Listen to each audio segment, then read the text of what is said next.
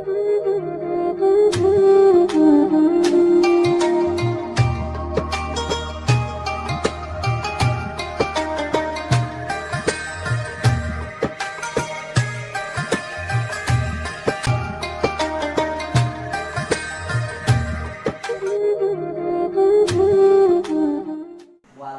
wasola hadal hadis ilal a'immatil arba'ah dina waktos dugi ieu hadis kanjeng Nabi ka para imam anu opat, imam mujtahid anu opat, mujtahid mutlak sapertos Imam Abu Hanifah, Imam Syafi'i, Imam Malik sareng Imam Ahmad bin Hanbal.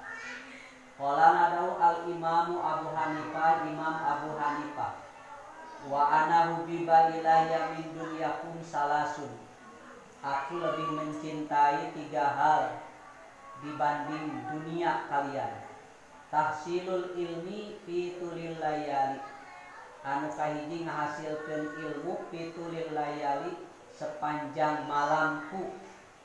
Sayyidina Abu Hanifah teh termasuk jalmi anu sangat gemar menuntut ilmu, sehingga semalaman kadang-kadang dia tidak tidur. Imam Abu Hanifah teu kulem sawengi maca teras-terasan, ngapalkeun teras-terasan. Ieu kena jadi motivasi kepada santri. Para imam mujtahid itu bukan pemalas. Aranjeunana layak diteladani, layak dicontoh ku urang. Sehingga pantas lamun Imam Abu Hanifah termasuk seorang ulama yang sangat mendalam ilmunya.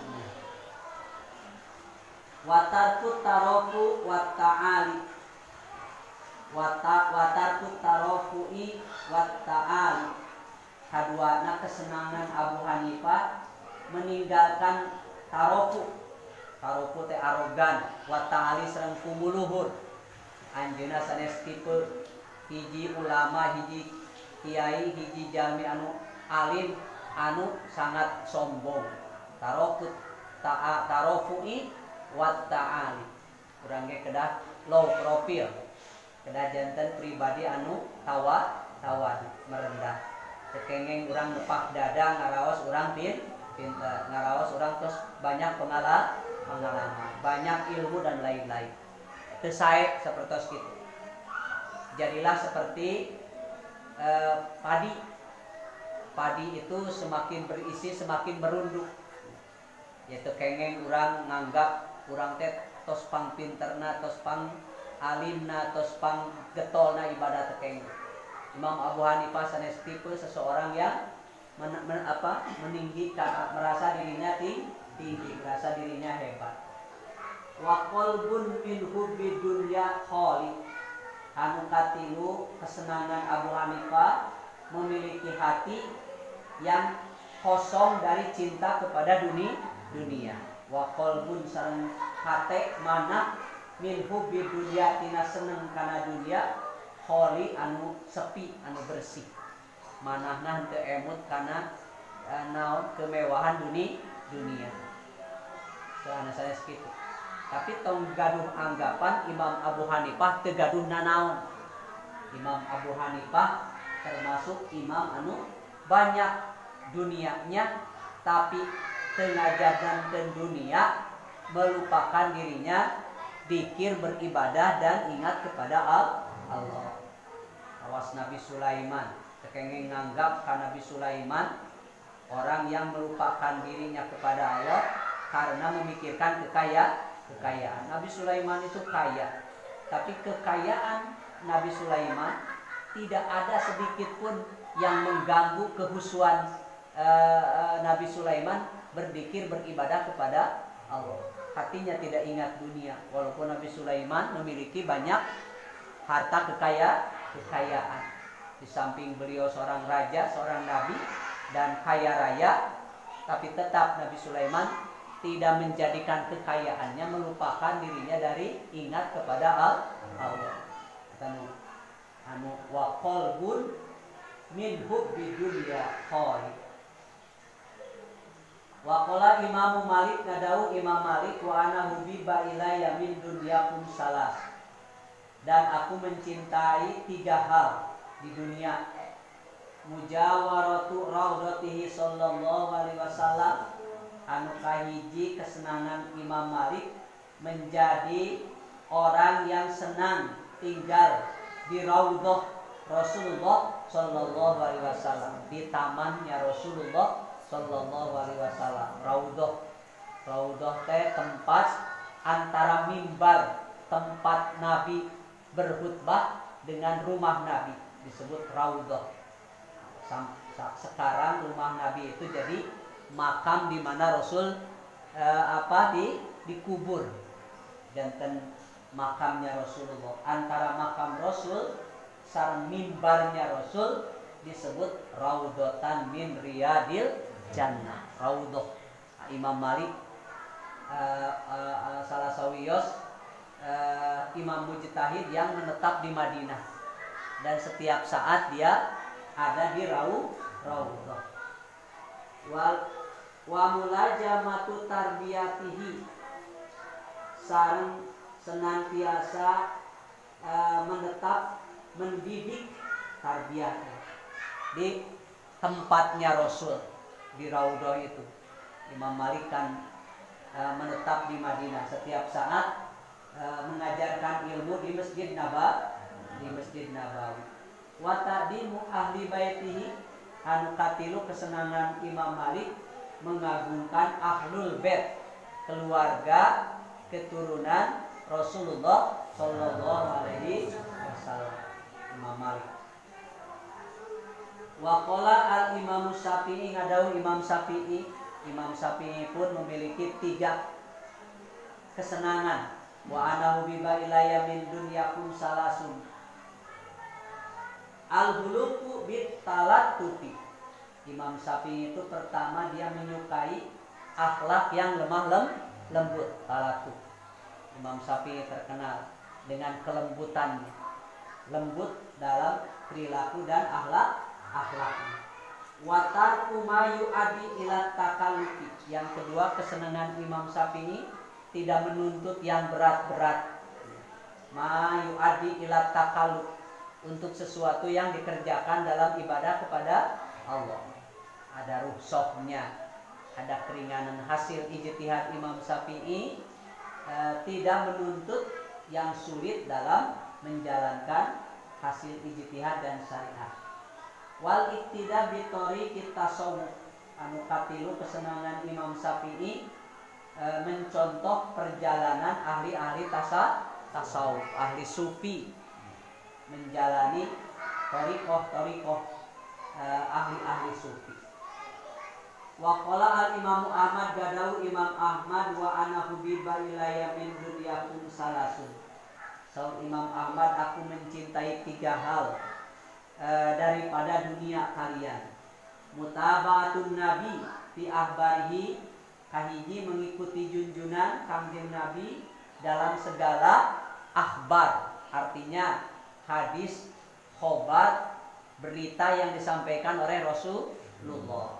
Imam Ahmad itu senantiasa mengikuti jejak langkah Rasulullah sallallahu alaihi wasallam dalam segala hal yang diberitakan oleh para sahabat mengenai keberadaan dan kebiasaan Rasulullah sallallahu alaihi wasallam. Wat tabarruk bi anwarihi, anu kadua kesenangan saya Imam Ahmad tabarruk, mengambil barokah bi anwarihi, dengan cahaya Rasulullah, dengan nur ilmu Rasulullah sallallahu alaihi wasallam. Wasuluku tariqi atharihi, anu katiluna menjalani, suluk teh mapai perjalanan sunnah Rasulullah sallallahu alaihi wasallam. Seueur sunnah Rasul ku Imam Ahmad sadayana digali, apa saja yang biasa dilakukan oleh Rasulullah sejak Rasulullah masih hidup sampai meninggal. Orang biasa mengikuti jejak langkah Rasulullah melalui kajian ilmu-ilmu agama yang bersumber dari Al-Quran dan hadis berdasarkan ilmu yang disampaikan oleh para ulama. Matak tekengeng ninggalkeun kutubul ulama, kitab-kitab karya para ulama anu turun temurun penjelasan tersebut secara bersambung sampai kepada Rasulullah Shallallahu Alaihi Wasallam. Lamun urang bade nyarios, bade ngadugikeun ilmu, ya kedah jelas sumberna, marojina, dasar pengambilan keterangan eta. Sabab lamun urang mengikuti karena eta penjelasan, maka pengarang eta kitab terus sanadnya mutasil. Artinya dia menerima ilmu itu dari gurunya, gurunya menerima dari gurunya lagi, gurunya lagi menerima dari gurunya lagi, terus sampai ke atas, sampai kepada para tabiin, sampai kepada sahabat, dan akhirnya sampai sahabat itu kan ilmunya berasal dari Rasulullah Shallallahu Alaihi Wasallam. Jadi ilmu yang terus sambung menyambung, mutasil, itulah ilmu yang baik. Makanya kata Imam Syafi'i, al ilmu maqala fihi hadasana. Ilmu itu yang didapatkan dari seorang guru, dan seorang guru dari gurunya lagi, dari gurunya lagi sampai kepada Rasul. Wa masih wadari kawiswasus sayatin. Kalau kamu mendengar penjelasan seseorang, dan ketika seseorang itu berbicara dasarnya pendapat saya, bukan pendapat gurunya, pendapat ilmu yang didasarkan dari gurunya lagi, maka itu wiswasus sayatin. Yakinkan itu was-was dari setan. Karena tidak ada seseorang yang mengeluarkan ilmu sendiri. Saya punya ilmu dari bapak saya dari gurunya bapak saya, atau dari kakeknya, dari uyutnya, terus bersambung. Makanya tekengeng ngahariwangkeun ilmu orang kamana saluranan. Dia paling dekat ti orang tua orang ti aki urang, terus yang saja bina. Ya matak kedah gaduh guru. Kamu kena YouTube mah? Oh, YouTube mah lain guru eta. YouTube mah ilmu yang disebarkan, yang tidak jelas siapa penyebarnya, kecuali kalau penyebarnya itu ada dan itu mutasil. Nah, YouTube bisa dirobah-robah, bisa diedit kan, bisa sambung. Nah, itu bisa jadi bukan kebenaran yang bisa di. Makanya lamun bade di YouTube juga boleh, tapi jelas kitab yang dibaca kitab apa, atau ulama yang kredibel. Memang dia ulama yang followernya banyak, pengikutnya banyak. Coba lihat. Nah, itu mah bari bertentangan tong waka percanten, kecuali tabayun, ditanyakan lagi kepada kiai yang lebih dekat kepada kita. Pak, di buku mah kieu, di YouTube mah kieu, di mana dasarna, kan bisa dilihat, bisa tabayun, artinya mencari kejelasan dari guru yang lebih dekat dengan kita. Pengen ujug-ujug, sebab kebal bisa dipertanggung jawab. Sareng kena lamun urang bade midamel sae ka guru urang, moal aya hadiah ka YouTube. Kita ilaruhi mama YouTubi, mama Googling, mama interneti. Kurang jelas, ilaruhi mama kiai anu, mama ajengan anu. Kalaupun kita mau berbuat baik sulit. Jadi YouTube mah kita dengarkan dan jadi wawasan pengetahuan kalau sudah kita melihat mantuknya. Misal di YouTube ayat penceramah, kemudian mengutip pendapat ulama dari kitabnya ini, kita cari kitabnya di halaman berapa. Kalau ketemu berarti betul itu tabayunnya, itu yang lebih bagus. Kalau ada yang menceritakan demikian dari apa sumbernya, tapi lamun ngomong pendapat saya, menurut saya itu bid'ah, itu sesat, atau kenging diikuti kalau menurut saya. Sebab Quran itu dijelaskan oleh malaikat Jibril kepada Rasul. Jadi kalau menurut Rasul melalui hadisnya demikian, menurut ulama ini dalam kitabnya ini demikian, itu yang lebih bagus. Jadi marojinya, sumber pengambilannya disebut mantuk Kan ada mantuk, ada mafhum. Mantuk itu kata yang tersurat tertulis. Bukan namun mafhum kalimat yang tersirat, isi dari tulisan. Isi dari tulisan. Silakan Anda dengarkan, silakan Anda pikirkan, tapi jangan-jangan kalau kamu terlalu mencintai ulama yang berasal dari YouTube itu, yang senangnya mencaci, memaki, menjelek-jelekan, itu kan ajaran Islam tidak menjelek-jelekan orang lain. Ya tekengeng diikuti lamun batak ngaragukeun ka diri urang. Da ma yuri buka ila mala yuri buka. Tinggalkan sesuatu yang meragukan kamu menuju kepada sesuatu yang tidak meragukan kepadamu. Fa inna sidqa tumaninatun wal kadiba roibatun. Karena kebenaran itu bisa menjadi ketenangan di dalam hati. Wal kadiba roibatun. Dan kebohongan bisa menimbulkan kegoncangan di hati. Menurut pendapat kiai ini, misalnya berdoa untuk orang yang meninggal tidak akan sampai cek ajengan ieu. Dina YouTube. Aya ajengan ieu. Semua doa itu sampai kepada orang yang sudah meninggal. Buktinya apa? Ketika orang meninggal, Nabi menyuruh menyolatkan orang yang meninggal. Orang yang hidup kan menyolatkan orang yang meninggal. Kemudian membaca doa apa? Allahumma ighfir lahu warhamhu wa'afihi wa'fu anhu. Kan itu kan doa orang yang hidup, untuk orang yang mati. Kalau tidak akan sampai, untuk apa disolatkan? Kan Nabi yang memberikan contoh itu. Jadi saur saha doa jaminu hirup, hajaminu tos maut, moal dugi. Nu ngadugikeun ada lain Google. Nya malaikat nu ngadugikeun doa urang. Urang we ge nulis dina WA. Sok ditulis ku urang dina WA kata-kata urang. Terus dikirimkan ke teman-teman ka grup urang dugi moal. Saha nu nepikeun anak. Ini kan satelit kan? So, kamu jaringan satelit kan? Komo iya mah malaikat teu kudu make jaringan satelit moal loading. Malaikat yang mencatat urang kan aya. Ya ta'aqabuna fikum malaikatun bil laili wan nahar. Berputar, berganti malaikat siang dan malam menuliskan amal kebaikan manusia yang ada di dunia. Kan kita punya malaikat apa dong? Setiap manusia memiliki malaikat yang menulis kebaikan-kebaikan itu.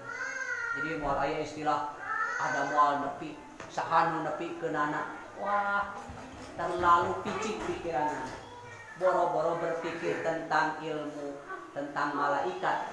Di dunia wae ge tulisan urang bisa nepi ke Saudi, bisa nepi ke Amerika. Urang nulis dina WA dikirimkeun ka bapak urang di Amerika, nepi. Kan teu ngadigdig tulisan teh ngadigdig terus kali kan langsung sampai. Komo yang nyampai ke naga lain satelit malaikat masa tidak sampai. Bohong bisa sok pae heula man. Tag WA di jero kubur ka saya. Teu nepi Kang, misal aya Jawa. Can aya ahli kubur anu protes. Nah tara nepi hadiah teh ka urang. Ara kitu oge. Patak jempling oge nepi. Lamun teu nepi mangurunyung kitu. Tara nepi doa teh. Saluranana ka mana? Ka bawah angin. Insya Allah kuranglah berbicara agama tidak dipikir oleh logika, tapi berbicara agama harus diyakini oleh